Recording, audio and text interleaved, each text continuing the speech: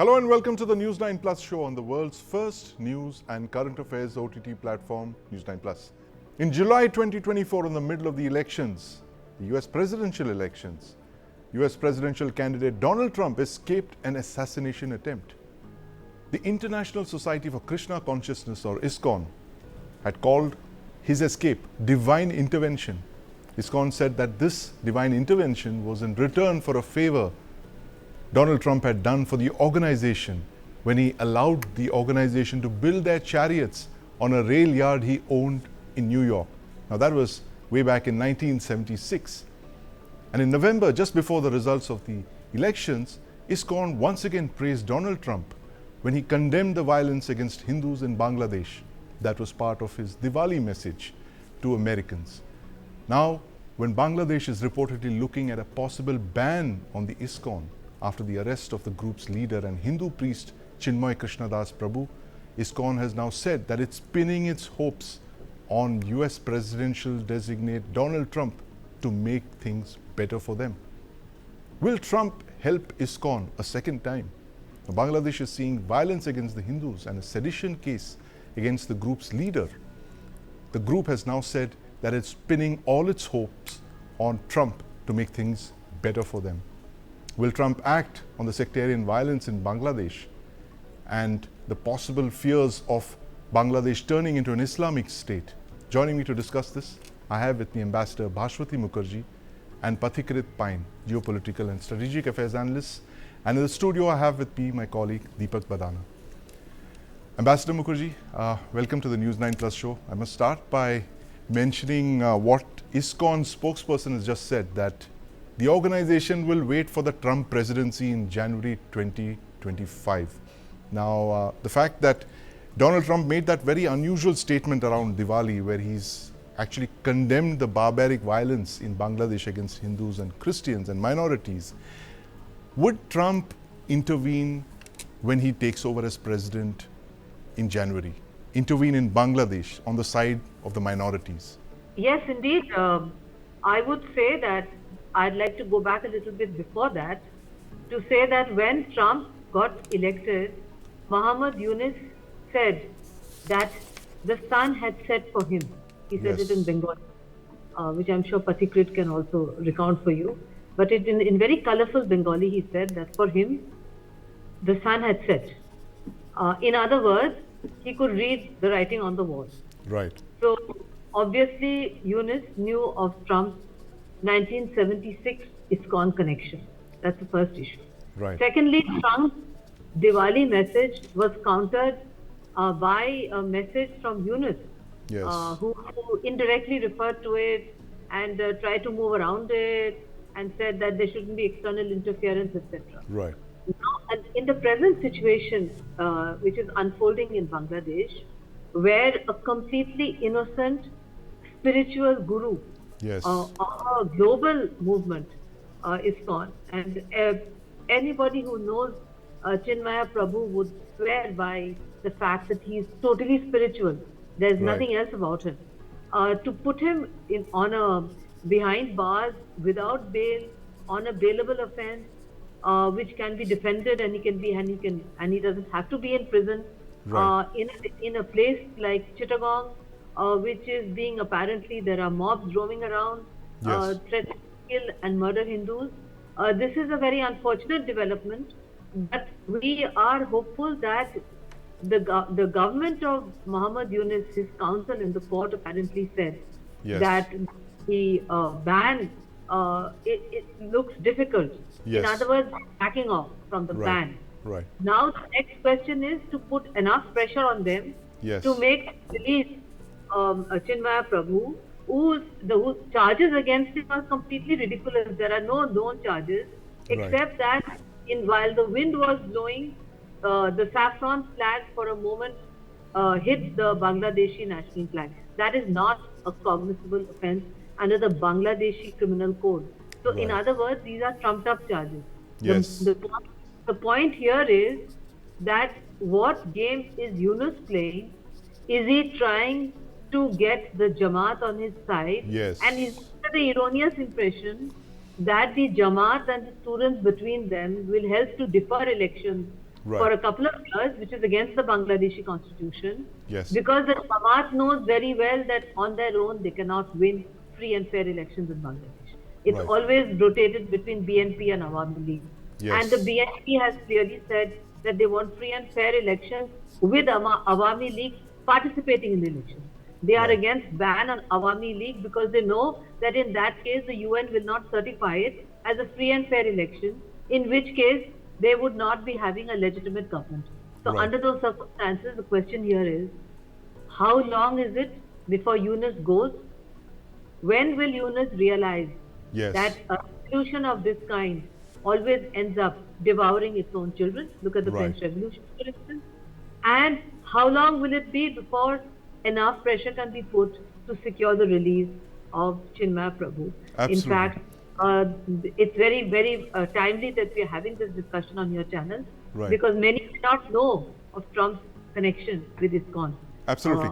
Thanks, very Ambassador Mukherjee. Lots to unpack there, but the fact is that there are wheels within wheels in Bangladesh right now, and of course, one of the aspects is the trumped-up charges, as you mentioned, against Chinmaya Prabhu. Particularly, I want to bring you in on this. These trumped-up charges against Chinmaya Prabhu. The ISKCON is a organization that has been involved in a lot of social work in Bangladesh. You see the statements that have been coming out of the group, where they said, look, we have helped Bangladeshis in their time of crisis, in whether it's a cyclone or floods. The ISKCON volunteers are always out there to help the people, and this is what we're getting in return. So in effect, it's a desperate cry for help from the ISKCON, when it's actually saying that, look, we have no option but to wait for President Trump to take over on the 20th of January. Your thoughts on this, Pathikrit? Sandeep, first and foremost, we must understand why they are against ISKCON. See, atrocities against Hindus or Buddhists in Bangladesh is not a new issue. It has been Right. going on since 1947. Even during the Sheikh Hasina regime, might have been a little less, but it was Yes. still there. There's something called the Vested Property Act that was enacted, that any Hindu who leaves Bangladesh cannot even sell his property. Yes. So systemic impoverishment, persecution, forceful conversion, everything was done and is still being done, so that they either leave the country or they convert, or they just remain silent and continue to face whatever persecution happens. The problem with the minorities in Bangladesh has been that they have never been galvanized, they have never been united, they have always been scattered, and they never came up together. What has Chinmaya Prabhu done under the ISKCON banner is this. This is for the first time he galvanized the Hindus, the Buddhists to come together in unison and ask for their rights, legitimate rights, Right. in terms of protection of minorities. Yes. Now, this is something which has alarmed the Jamaat and other radical Islamist groups, Yes. that how come they're doing this? So this is why they're targeting ISKCON. I must Right. say, ISKCON has also been very pivotal in Bangladesh in terms of organizing iftar parties even. And in Yes. spite of that, ISKCON is being targeted deliberately for this. Now, why is it that ISKCON has so much hope from Trump? The reason is this. Yes. Whatever is happening in Bangladesh could not have happened without the blessing of the Biden administration. Right. That is why they're hoping something alternate or better from the Trump administration. Yes. The entire regime change. Mohammad Yunus goes to United States and he says that it was well planned out. Biden administration, in the name of bringing democracy, holds the hand of Islamist organizations. Yes. I mean, there cannot be something more, ridiculous than that. And all the atrocities that is happening, the Sino-Wahhabi lobby, which has completely penetrated the Department of State, and they rule the roost. They Right. will speak everything about minority persecution till the time the minorities are Muslim. But Right. the moment the minorities are Hindus, USICRF and other organizations of State Department will remain silent. They'll say, Yes. we are waiting and watching. My last point, Sandeep. Yes. Trump will do what he has to do, but I Right. think India cannot have a perpetual wait and watch policy, because Yes. what we are witnessing today is that Bangladesh is going back to the pre-1971 era, Right. where it's not just about persecution of Hindus. It will become a a safe haven for the ISIS and the ISIs, and it's not going to get restricted in Bangladesh alone. What is happening? So Yes, you are yes. creating another Pakistan in the eastern You side are of India. indeed, yes. And Patikar, it's interesting because there were a few commentators, not Indian of course, who said that Bangladesh in the last couple of years under Sheikh Hasina had actually become the Pakistan that Muhammad Ali Jinnah wanted. It was just peaceful, it was stable, it was progressive, it had space for minorities. And in a span of a few months, all that seems to be unraveling. Deepak, Ambassador Mukherjee made that point about the revolution devouring its children. And, in Bangladesh, we've actually witnessed the fact that the revolution has not only devoured children, but it's also devoured the father. The founding father of Bangladesh was horribly massacred. His entire family was massacred by the very people who won freedom from Pakistani rule, of course, helped by India. You see the same thing happening to Muhammad Yunus as well. So, Mr. Yunus's enterprise will be dependent on creating new enemies of the nation. Yes. A revolution without cause, while they may have had genuine grievances, Yes. it became something different altogether. So they needed alliances with every single party, every voting bloc. There were students, there's the army, Yes. there's the Jamaat-e-Islami.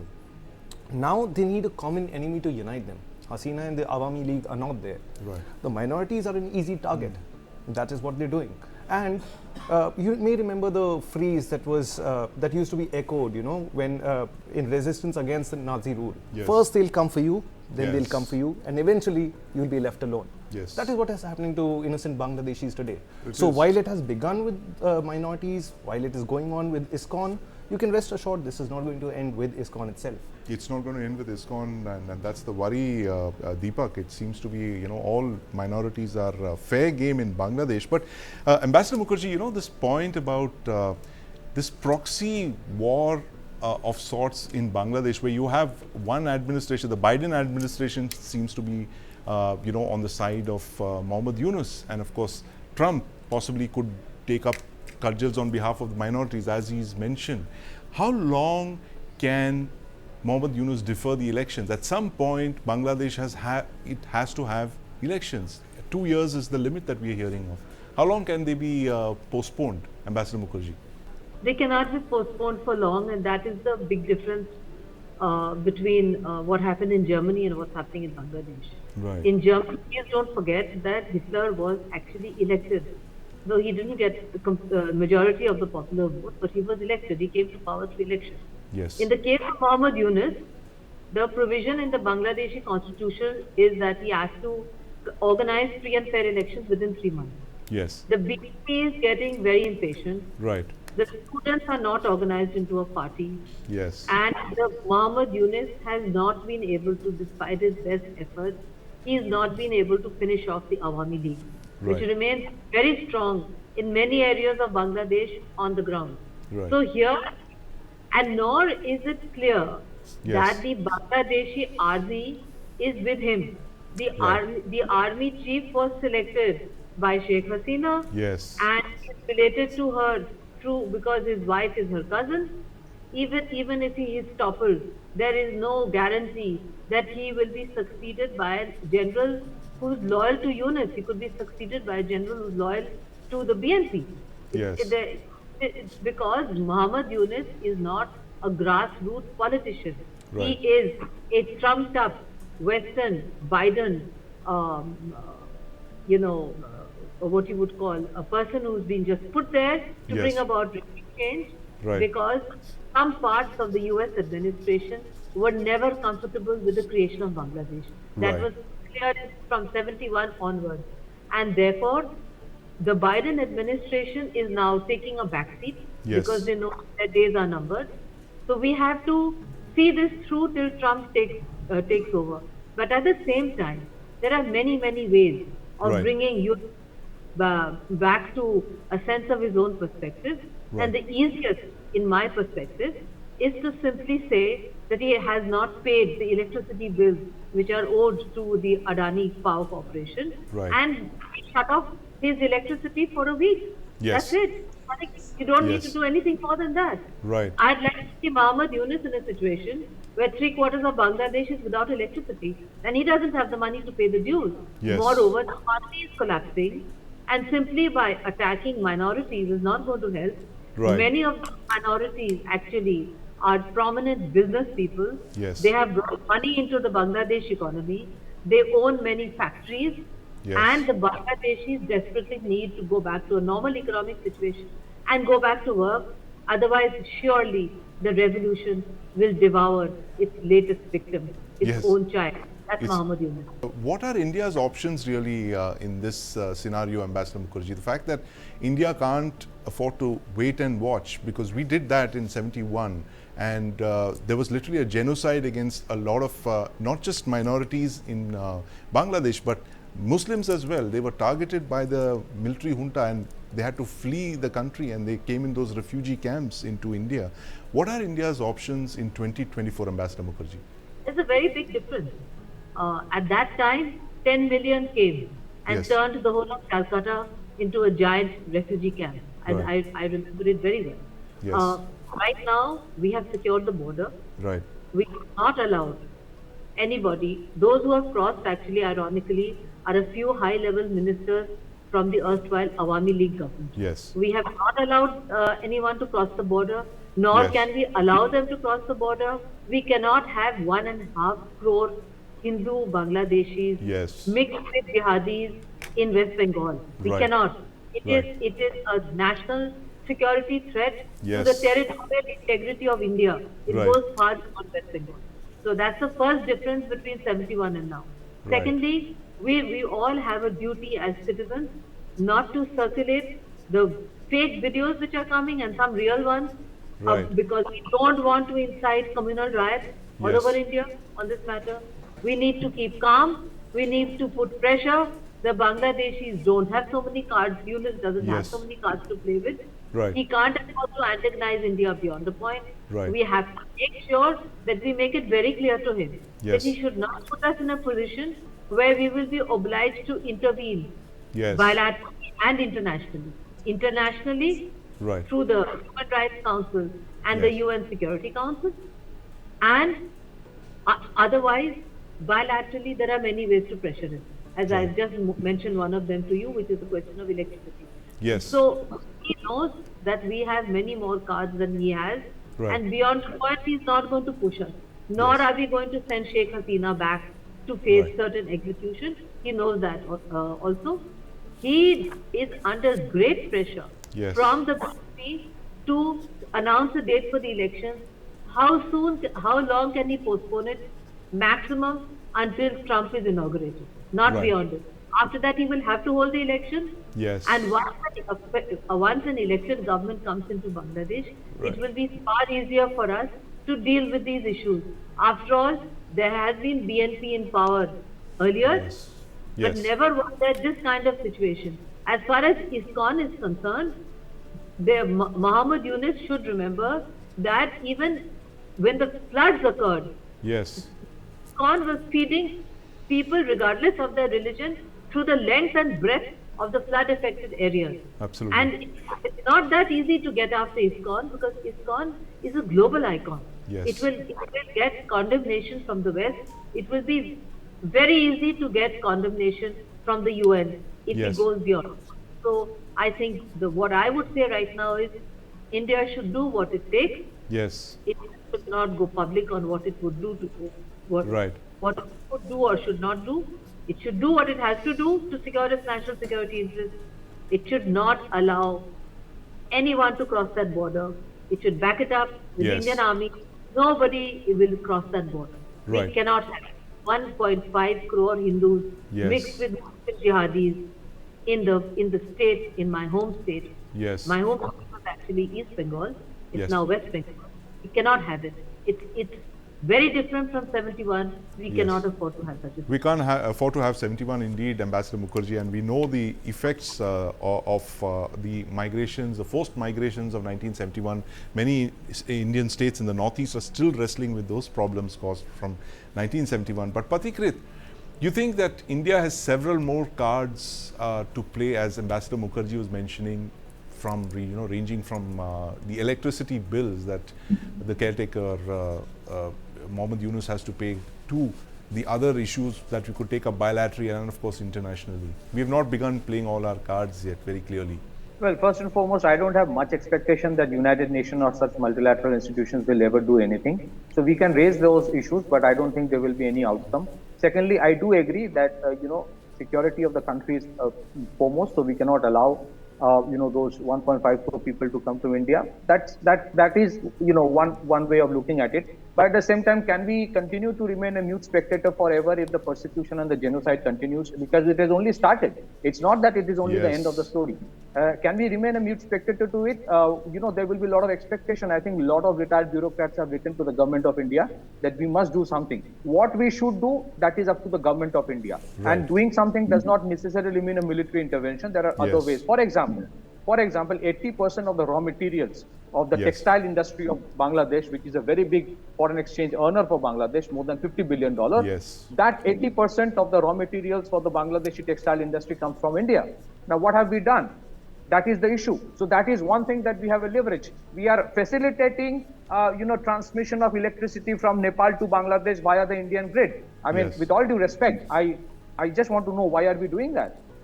So there are many other things. The large amount of vegetables, every other commodity, everything goes from India. Yes. So if we actually want to do something, there are multiple things to do. I have utmost faith on the government of India that they can do the needful as and when required. But all I'm saying is that we just cannot remain a mute spectator. That is the only thing, because then there will be a time will come then where, it's like the Kashmir situation, where, as for a long time, there was no action, and then it became such a situation that we are still dealing with it, and we haven't been able to solve it out. And then you had to put boots on the ground for eternity. That has happened in Kashmir. We know what has happened in Pakistan. I am not talking about military intervention. That is not my contention. All I'm saying is that if we continue to allow what is happening, thinking that it is an internal affair, we just raise a few voices and we cannot antagonize anybody. Well, if we think about consequences only and then not take any action, then the outcome will be such. You will eventually see Bangladesh will becoming the hub of supplying weapon systems for, creating more trouble in Northeast. It has already started. Do you think the consignment the cargo consignment that came from Pakistan to Bangladesh was carrying flowers of roses? No. It was certainly carrying something which will be antagonistic towards India. It will be something which is anti-India. And that is something we have to keep in mind. We just can't say that, no, it is the internal, it's a bilateral issue between Bangladesh and Pakistan. So that is something we have to keep in mind before we take a decision whether we remain as it is or we do something. What we do, that is for the government of India to decide. That's right, absolutely. And, closing comments, Deepak, very quickly, that the fact that, there seems to be a certain plan to all of this, Deepak, the fact that minorities in Bangladesh are being targeted. In 71, they were targeted because they believed that they were followers of the Awami League, and therefore minorities were, as Ambassador Mukherjee also mentioned, that how West Bengal had to host more than 7 million refugees. And in 2024 also there seems to be a similar plan to depopulate the Awami League's vote banks, which are the minorities, and therefore ensure that the Awami League never comes back to power. I think there needs to be some soul searching in Bangladesh. For instance, right after this whole conflagration erupted, there were vast hordes of people who wanted to enter India. In fact, there were demonstrations in Dhaka against the fact that India was not giving visas to them. So at one point, anti-India sentiment seems to be the one sentiment that animates everyone over there. On the other hand, they also want to come to India. And the third thing is that India ends up being the biggest trading partner for Bangladesh. They really need to introspect on what they want.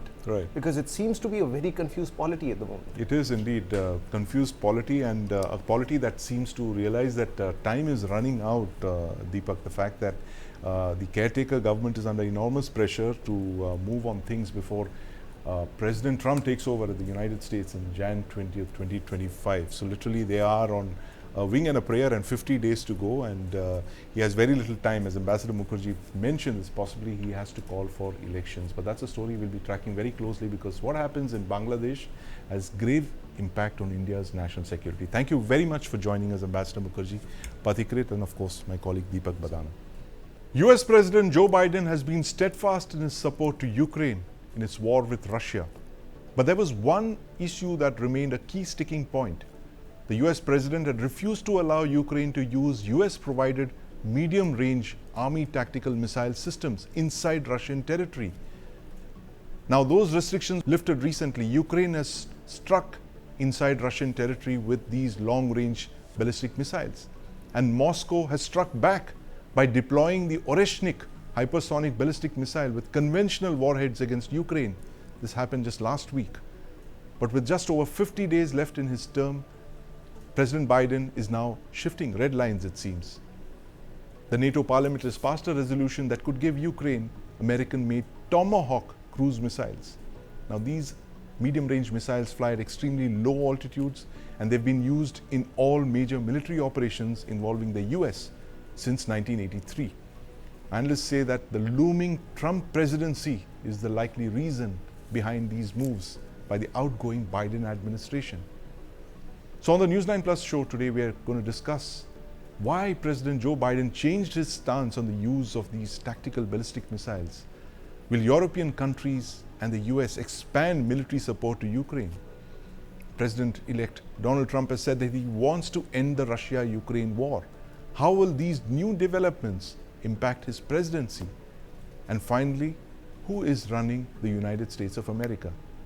Joining me to discuss this today, I have with me Lieutenant General P. Ravi Shankar, Dr. Monish Taurangbam, Director of the Kalinga Institute, and in my studio, my colleague Deepak Badana continues to remain with us. Gentlemen, welcome to the News9 Plus show. General Shankar, we have in the last couple of weeks, we have seen more red lines crossed than in the previous 2 years possibly of the Russia-Ukraine war. The US had said that it's not going to allow Ukraine to use ATACMS, the tactical ballistic missiles, possibly a Prithvi equivalent. That red line has been lifted. A few days back, the European Parliament has passed this resolution asking for long-range missiles to be given to Ukraine.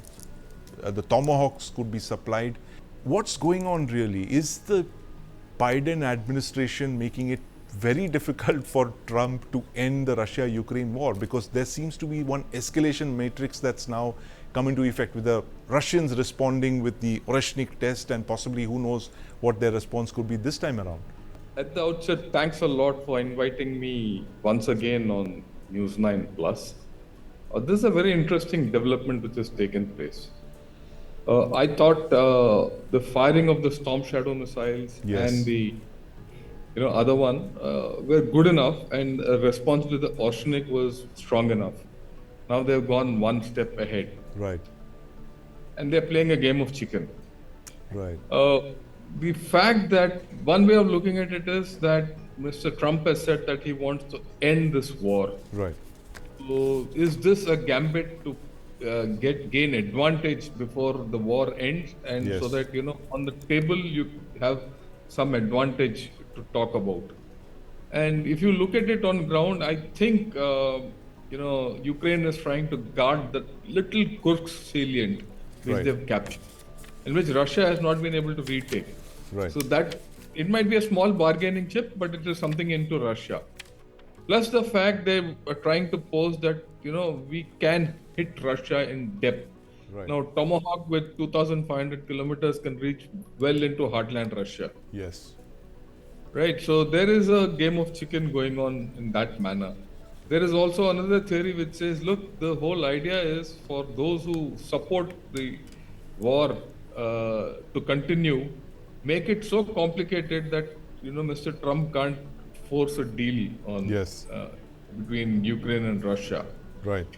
So far it's only talk. Actual Tomahawks have not been released and they're not been fired. Right. But we'll see. We'll have to see how it goes. It's not a good development to take place, and I don't know, like you rightly said, who's in control in USA. Is it President Trump, or rather President Biden, or President-elect Trump, or a deep state in between? It's all up in the air at this point of time. It's all up in the air, General Shankar and Dr. Monish. It doesn't bode well for the world if the most powerful country in the world is running on autopilot, possibly with some AI software. And this question has been raised by a lot of Indian analysts as well. They don't seem to see any control there. And, time is running out, and we've seen red lines being crossed of the kind that we hadn't imagined, and they're being responded to with equal ferocity from the Russian side. Are we heading to a third world war, Dr. Monish, or is the Biden administration making it absolutely difficult for President Trump to do anything with the Russia-Ukraine war as he's promised? Thank you, Sandeep. It's I think it's too dangerous to even I think put conjectures about Yes. the coming of a third world war. But you are right, and I agree with General Saab to a large extent that there is some sort of a chicken game that is going on. Yes. The looming shadow of Trump is all over the place. Right. Whether you look at all the multilateral summits that have been held, including G20 Yes. and others. Biden was there, Biden wasn't there. The fading away of the Biden presidency is becoming too apparent, Yes. in all elements of, let's say, global governance. But, Yes.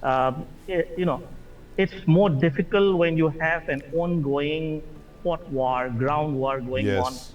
on during a lame duck presidency, right? Yes. So I think there's a lot of, let's say, messy, although the transition looks very civil on the upfront, Yes. but I think it's a lot more, it's messier than that, in the sense that on the one hand, you have a lame duck president who wants to leave a legacy behind, Yes.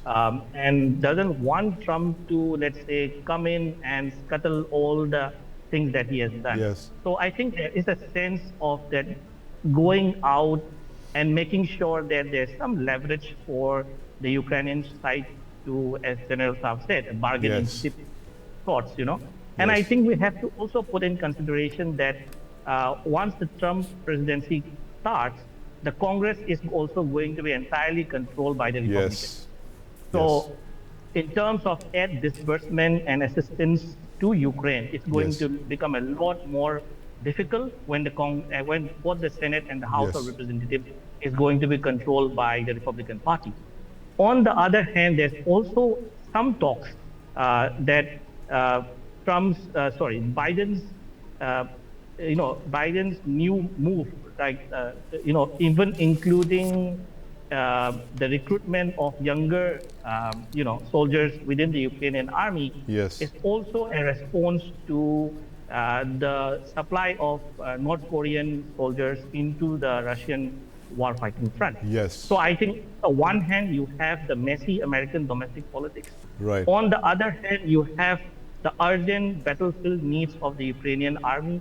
And Yes. on the third hand, you also have, the messiness of a war that has just completed 1,000 days on 1,000 November days. 19th. Right. So I think it's all, it's really going down a very murky road. Right, absolutely, Dr. Monish. And the 1,000-day war is possibly a book title or a documentary series, Deepak, which you could possibly consider coming up with at some point. But the interesting thing is, Dr. Monish said that the outgoing Biden administration is a lame duck presidency, but the US State Department doesn't seem to think so, where they said very clearly that we are here for a full 4-year term and it's not 3 years and 10 months. So technically, President Biden could go on issuing whatever orders he deems fit right until the 19th of January 2025, Deepak. It's quite uncharacteristic of the American ecosystem, the way things are happening right Yes. now. There seems to be, it's almost dysfunctional. The president-elect has no input, and this seems to be unprecedented. I don't see a parallel to this, even in the transition from, say, the Obama administration to the first Trump administration. You've never had a 1,000-day war before that, Deepak. Of course, this is of like, course. and you didn't have Israel and Gaza. That conflict, two hot wars that are raging and multi-front wars. So I think the calculations that the U.S. administration has also made, and of course, a very weak, very universally condemned U.S. administration for failing to take certain steps that they did. But General Shankar, I'm going to come to you on this point about the Tomahawk missiles. Now that's been, you're a missile man, so I must ask you this. Missile and rocket, and of course artillery man. But the Tomahawk has been a centerpiece of the U.S. strategy for about 4 decades now. And outside of the UK, it's not been given to any other country. Now, what would happen if the US, say, transferred Tomahawk missiles in the next couple of days to Ukraine, and Ukraine actually used those deep inside Russia, how would the Russian Federation react? How would Putin respond to this kind of an escalation? Look, Mr. Putin has put his cards on the table. He gave a 7-minute speech after firing the Orshnik, and he said, Yes. "Look, you do anything, I'll have the next step." Right. And my input from my friends in Moscow Yes. tell me the Russians are very, very clear as to how they're going to respond. Right. So if they're going to use a tomahawk there will be an equivalent response, and Right. probably a little more escalated response. Whether it will go nuclear or not is still a question mark. I don't think it will go. Personally, I don't think it will go Right. nuclear, because the response from Russia so far has been quite measured and very clear. But having said this, I would like to point two things. I don't think this transition is as messy as we seem to make it out. Right. And I'll substantiate this. Look, there is already a drawdown in between Hezbollah and Israel. Yes. And Hezbollah is coming to terms with the situation. Right. You have broken down, Hamas and Gaza, Right. and linked that, Hezbollah will help Hamas is out of the equation now. You see all talk from Iran muted. Right. So to that extent, and you're heading into a 60-day ceasefire there. Yes. So things are cooling off, right? But if you look further east into the South China Sea, things are Yes. heating up. Yes. Okay, news from that front is that the HIMARS has been deployed in the Miyagi Strait. Right. That's a new development. Yes. The Typhoon missiles launcher, which fires the Tomahawk, has The been ground-based deployed. launcher of the Tomahawk. Yeah, Yes. it's been deployed at Luzon. Yes. It closes the Bashi Channel. Right. And then 2 days back, a Virginia-class fast-attack nuclear sub Yes. has been deployed at Guam. Right. Okay, and there are very credible reports of Taiwan carrying out intensive training for urban counterinsurgency. Right. Okay, so there is an escalation of sorts there also. Yes. It's not as if this is happening in isolation. Is this transition smoother than we think on terms of security is a moot point, because here, while there's a seeming escalation to Yes. get into a position, what is happening there is a matter of concern. And is there an overall hand being played is something which one has to really think. And it will Right. play out in the next 3-4 days, the way I look at it. Maybe not next 3-4 days, maybe the next 1 month. Right. But it's not as simple as we seem to make it if viewed in isolation. Right. Absolutely. And next I up. also feel that USA feels overall that it's got a handle on the Middle East crisis. Right. It's getting the handle on to the Russian thing to some manner, get it to some end, set the stage for the finish, so that the focus shifts to China. Right. I don't know whether I'm sounding too optimistic or out of the box, but that's the way I read it. Dr. Monish, this point that General Shankar raised, the fact that the US, there are significant voices within the incoming Trump administration, which have said it was a fatal error to get Russia and China together, and that's what the previous administration, the outgoing Trump administration, Biden administration, seems to have done, is to bring China and Russia together. And if you recall, the big achievement of the Nixon-Kissinger administration was actually wean China away from the Soviet Union. Of course, there had already been a split, but the outreach to China was facilitated by the Nixon and Kissinger duo. Do you see something like that happening in 2025 with the Trump and Elon Musk duo, if I can put it that way? See, this particular thing has been alluded by Trump even during some of his campaign speeches. Yes. That he would like to draw a wedge between Russia and China, and I Right. think that's very much been a part of American grand strategy, right? As you mentioned, the Kissinger-Nixon doing that with the Shanghai Communique in 1972.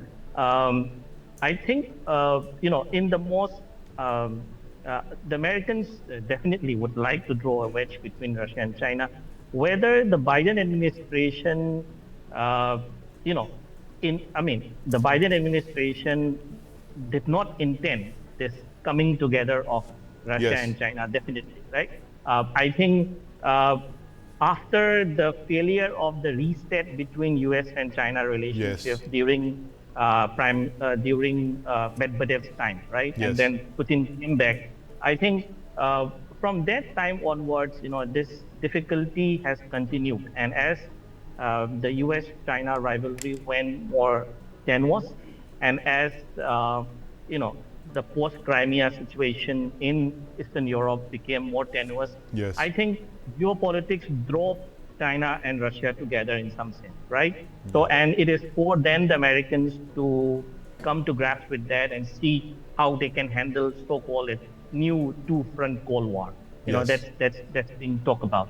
Um, I mean, as I said, the Americans would really love to draw that wedge in Yes. 2025. To what extent they will be able to do some kind of a reverse Kissinger, where they would go to the Russians and Right. then engage the Russians and do opposite of what was done in the 70s. We have to wait Yes. and watch. I think. Yes. Yeah, I think it's interesting to, I think, from then onwards look at how comfortable are the Chinese really with this new bonhomie starting between the Russians and the North Koreans, right? Yes. Without, the Chinese would always want to have a lever over the extent to which North Korea would go close to Moscow. Yes. But in the sense in which how it is developing, I think it will be good to watch out if this could be the one thing that would start some kind of an animosity or a crack between Moscow and Beijing, and whether the Americans would be able to leverage on that and create Yes. the wedge that you're talking about. Yes, interesting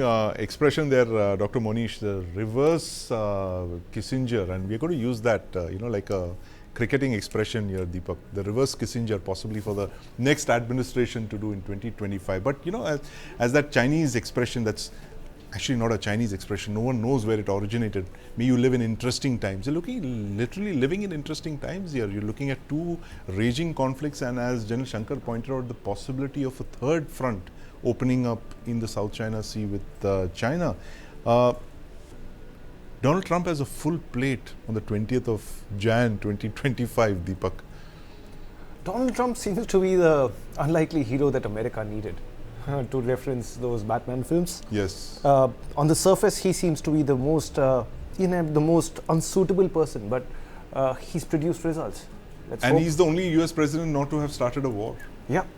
in He recent may in times. fact be one of the US presidents to successfully end conflicts, Yes. rather than America just running away from places. As his best buddy here in Delhi said, now is not the time for war. And possibly that is something that he could borrow out from when he takes over on the 20th of Jan. We'll watch that very carefully, Deepak. Trump, after Biden's endgame, the red lines that are being crossed in the last couple of days, as we watched with increasing horror, missiles being supplied to either side, and of course missiles being used in combat of the kind that we didn't think possibly could be used. It's a wait and watch with Russia and Ukraine, and of course what the outgoing Biden administration is going to be doing in the next 50 days. But thank you very much for joining us this evening, General Ravi Shankar, Dr. Monish Torongbaum, and of course my colleague Deepak Badana.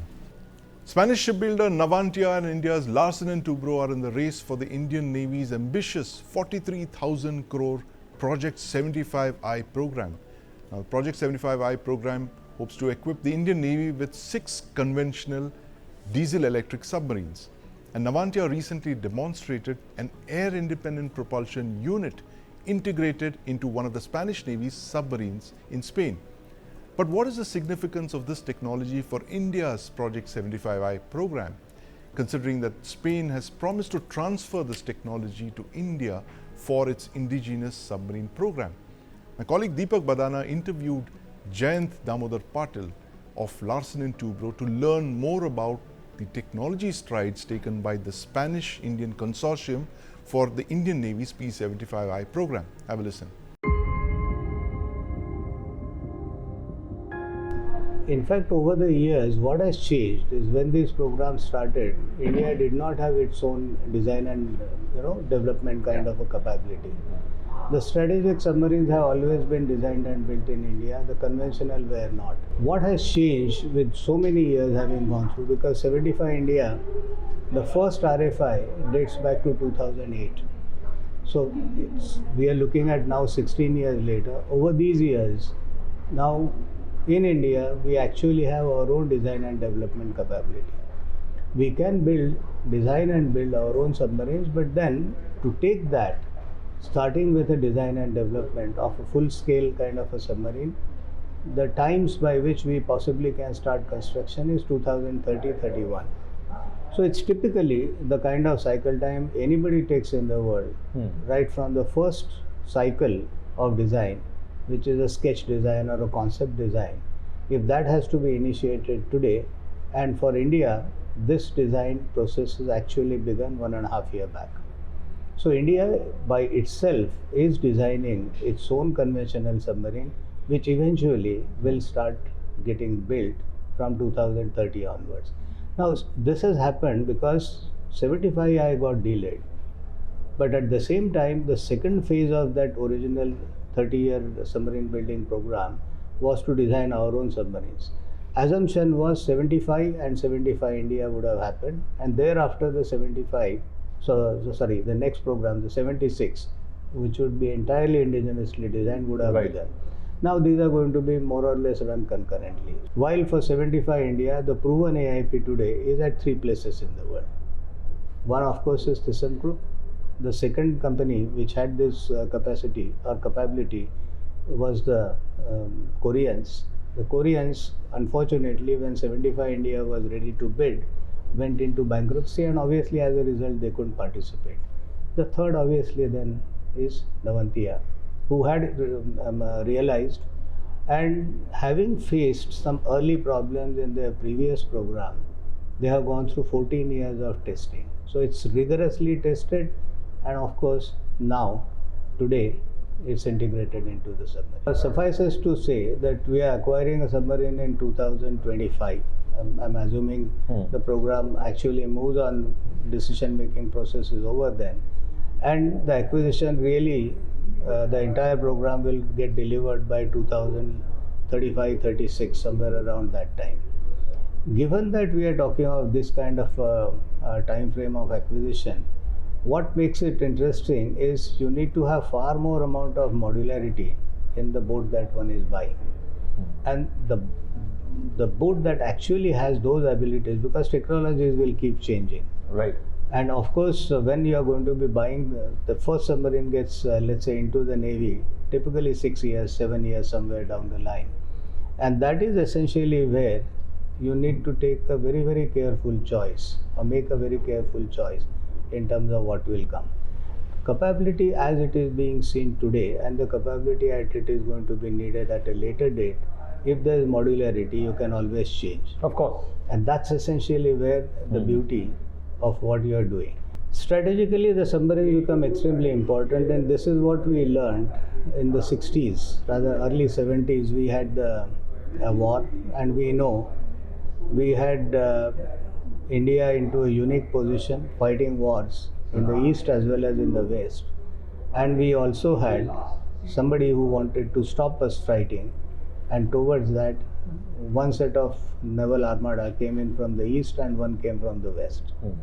Now this is essentially when the country realized that the submarine fleet is something which has an enormous amount of deterrence, and as a result India gradually built an enormous capability in maintaining a major, quite a sizable amount of submarine fleet.